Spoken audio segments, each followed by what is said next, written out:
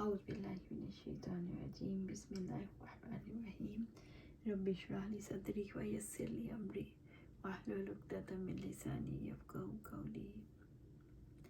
ہم دیکھ رہے تھے قوت اور اختیار۔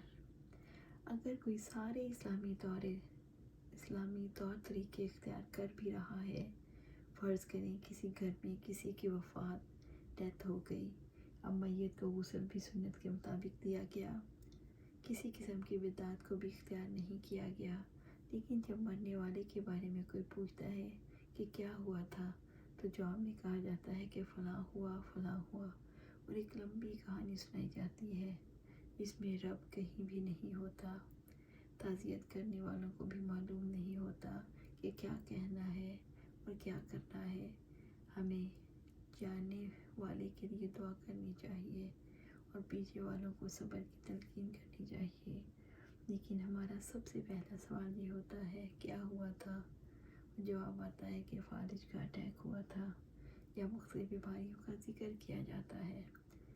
ہم نہیں سمجھ پاتے کہ یہ اللہ تعالیٰ کی مرضی ہے، اور بس ایک فکر میں کتنی آسانی کے ساتھ یہ بات کہی جا سکتی ہے، اللہ تعالیٰ کی مرضی ہے۔ جب اس کی مرضی نے نافذ ہونا ہوتا ہے تو سبب تو کوئی بھی بن جاتا ہے، پھر پوری کہانی کی ضرورت ہی نہیں رہ جاتی۔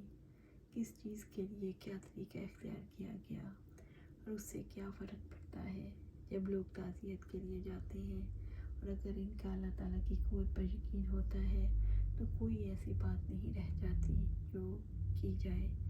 پھر لوگ آپس میں بہت زیادہ گفتگو نہیں کرتے، بلکہ اس موقع پر جب بیٹھتے ہیں تو دل میں دعا کرتے ہیں، گھر والوں کو تسلی دیتے ہیں، ان کو تسلی دیتے ہیں، کیونکہ اس موقع پر اس کی ضرورت ہوتی ہے۔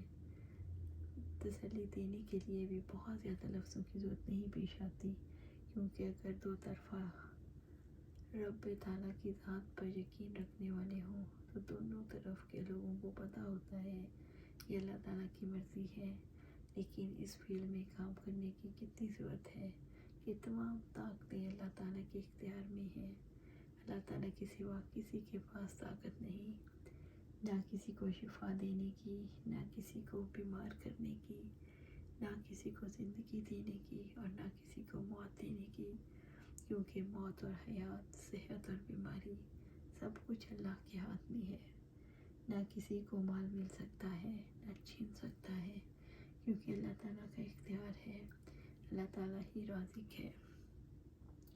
انسان اگر اس بنیادی چیز کو سمجھ لے کہ اختیار اللہ تعالیٰ کا، طاقت، پاور اللہ کے ہاتھ میں ہے، تو جب آپ کو یقین آتا ہے پھر آپ کے لیے آگے کی منازل طے کرنا آسان ہو جاتی ہیں۔ مثلاً آپ کے گھر میں جو بجلی ہے وہ کہاں سے آتی ہے؟ وہ آبدہ کا محکمہ اس کے لیے بندوبست کرتا ہے، لیکن اس کا پیچھے کس طاقت سے لنک جڑا ہوا ہے؟ جب وہ ختم ہوتا ہے تو کہتے ہیں لوڈ شیڈنگ ہو گئی۔ دل کی سرزمین پر ہر وقت لوڈ شیڈنگ ہوتی رہتی ہے، کیونکہ اصل طاقت، پاورز، کنیکٹیویٹی نہیں رہتی، بلکہ اللہ تعالیٰ کی ذات سے رابطہ ٹوٹ جاتا ہے، کٹ جاتا ہے۔ یاد رکھیے تمام طاقتیں، سارے اختیارات صرف اللہ تعالیٰ کی ذات کو حاصل ہیں، کیونکہ پاورفل ہے، قوت والا ہے، سارا اختیار اس کے پاس ہے، حکم اس کا چلتا ہے، اس کی اسی کی عبادت ہوگی، اسی کی غلامی، اسی کی پرستش، کیونکہ عبادت کا صرف وہی حق رکھتا ہے۔ اللہ تعالیٰ کے پاس کس کس چیز کی قوتیں ہیں؟ زندگی کی پاور اس کے ہاتھ میں، موت کی پاور اس کے ہاتھ میں، بیماری کی پاور اس کے ہاتھ میں، رزق کی پاور اس کے ہاتھ میں۔ جس کو چاہے امیر کر دے، جس کو چاہے غریب کر دے، اس کے ہاتھ میں کتنی بڑی پاور ہے کہ اپنے ایک غلام کو حکم دے دے تو دنیا کا نقشہ ہی بدل جاتا ہے۔ سورج مشرق سے نکلتا ہے اور جس دن وہ مغرب سے نکلے گا تو کیا ہوگا؟ قیامت آ جائے گی۔ اس کا غلام تو اس کے حکم کا منتظر ہے، کیونکہ اسرافیل کے منہ میں سور یعنی شدید آواز پیدا کرنے والا نرسنگا موجود ہے، اور جب وہ سور میں پھونک ماریں گے تو اللہ تعالیٰ کے حکم سے ماریں گے، پھر ساری دنیا تباہ ہو جائے گی۔ اگر دنیا قائم ہے تو وہ قائم رکھنے والا ہے، اگر کسی کے پاس زندگی ہے تو وہ زندہ رکھنے والا ہے، قوتیں پاورز اس کے پاس ہیں۔ لیکن زندگی میں کوئی کسی کے بارے میں فیصلہ کرتے ہیں، کسی قیدی کے بارے میں اس کو پھانسی دینی ہے، اور پھانسی کی کوٹری میں جتنے افراد جاتے ہیں ان کی حالت بہت خراب ہوتی ہے۔ پہلے جب پھانسی دی جاتی تھی تو اس کے لیے ایک ایسے تختے پر لٹکایا دیا جاتا تھا اور سب کے سامنے مصلوب کر دیا جاتا تھا۔ ایسے ہی ایک شخص کو جب مصلوب کیا گیا، جس کے دل کے اندر اللہ تعالیٰ کا ڈر تھا کہ قوت والا وہی ہے، وہ جسے چاہے کامیاب کر دے، کامیاب وہی ہے، اور اس نے جو حکم دیا اس کو پورا کرنے والا کامیاب ہے۔ پھانسی سے پہلے ان کے ایک ایک اس کو کاٹا گیا، خون کا فوارہ ابلا۔ سوچیں یقین نہ کرنے والے کو کس چیز کا ڈر ہوتا ہے، درد کا، کھو جانے کا احساس ہوتا ہے۔ لیکن اللہ تعالیٰ کی ذات پر ایمان رکھنے والے کی سب سے بڑی دولت ایمان ہے، اس کا ڈر ہی نہیں کہ کٹا ہے، خون کا خوف ہی نہیں کہ بہا ہے، ساری دنیا کے لیے وہ داعی اللہ میسیج دے گیا، رب کعبہ کی قسم میں کامیاب ہو گیا۔ وہ آخری وقت میں بھی پیغام دے گیا کہ کامیابی یہ ہے، تم مجھے مار بھی ڈالو، تم مجھے کامیابی سے الگ نہیں کر سکتے۔ اور آپ صلی اللہ علیہ وسلم کی انگلی پر زخم آیا تھا تو انہوں نے فرمایا، تیری حقیقت ایک زخمی انگلی کے سوا کیا ہے، اور جو کچھ ملا ہے اللہ کے راستے میں ملا ہے۔ آپ اس یقین کے مقابلے میں سوسائٹی کی حالت دیکھیں تو اللہ تعالیٰ کی طرف رخ کرنا کتنا مشکل ہو گیا ہے۔ مسجدیں ویران ہو گئی ہیں اس لیے کہ دل ویران ہے، گھروں کے اندر نماز پڑھنے والوں کی تعداد کتنی کم ہے، اور اللہ تعالیٰ کے ساتھ تعلق جوڑنا، لوگوں کے ساتھ تعلق جوڑنا لوگ اپنے لیے فرق کا باعث نہیں سمجھتے، بلکہ تعلق جوڑنے والوں کو بھی عجیب نظروں سے دیکھتے ہیں کہ کون لوگ ہیں اور کس قسم کا حلیہ اختیار کیے ہوئے ہیں۔ اگر ساری دنیا نے کہہ دیا کہ داڑھی دہشت گردی کی علامت ہے تو ساری امت بھول گئی کہ یہ سنت ہے، حجاب اللہ تعالیٰ کا حکم ہے، اور آج مسلمانوں کو ساری دنیا نے کہہ دیا حجاب دہشت گردی کی علامت ہے، اور اگر کوئی حجاب میں ہو تو اسے دیکھ کر مسلمان بھی خوف محسوس کرتے ہیں کہ ہماری جان لے لے گا۔ ذہنیت ہی بگڑ گئی۔ ان بگڑے ہوئے ذہنوں کے پیچھے دیکھیں، کیا وہ اللہ تعالیٰ کا تعلق رکھتے ہیں؟